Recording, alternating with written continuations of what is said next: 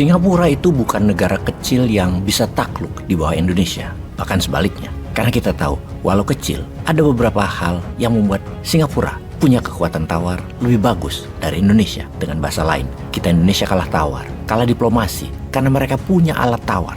Mereka punya alat tekan. Menawar itu ada seninya, ada strateginya. Bukan seperti emak-emak, tawar rendah terus balik badan, ngarepin dipanggil balik sama penjualnya. Bukan, itu mah di pasar. Yang tersering malah emak-emaknya balik lagi, nyerah. Yaitulah diplomasi Indonesia saat ini dengan Singapura. Kalah tawar, kalah telak. Alat tawar Singapura salah satunya adalah Singapura negara terbesar jumlah investasinya di Indonesia. Yang semua orang juga tahu, uang yang Singapura invest adalah deposito atau rekening-rekening uang pejabat dan pengusaha Indonesia yang diletakkan di Singapura sebagai safe haven-nya uang mereka. Fakta lain lagi adalah Singapura ingin meluaskan daratannya dan Indonesia sebaliknya ingin mengecilkan jumlah daratannya karena perlu uang untuk membangun atau Indonesia perlu uang untuk membayar hutang. Jadi sekarang Indonesia membolehkan lagi ekspor pasir laut setelah 20 tahun lamanya Indonesia menghentikan penjualan komoditas alam yang jumlahnya terbatas tersebut. Aturan baru itu juga memperbolehkan ekspor pasir laut baik oleh korporasi lokal maupun asing.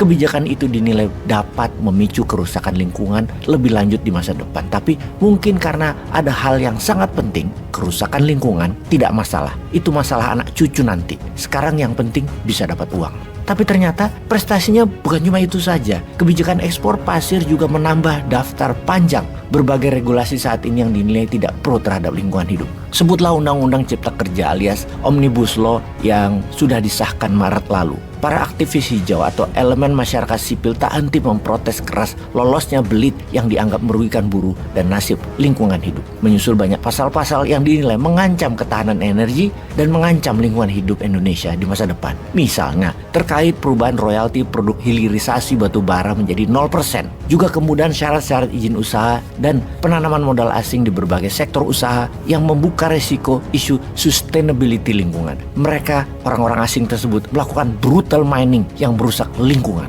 Namun itu tidak dipedulikan.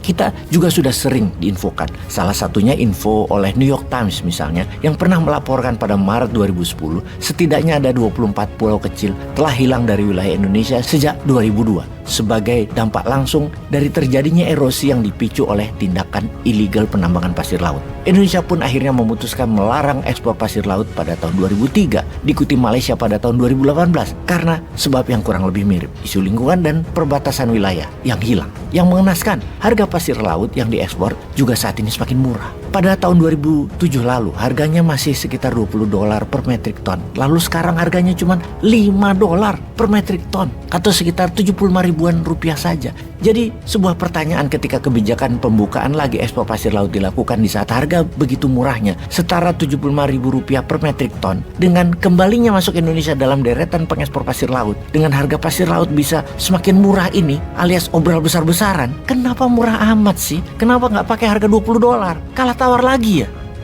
Peace.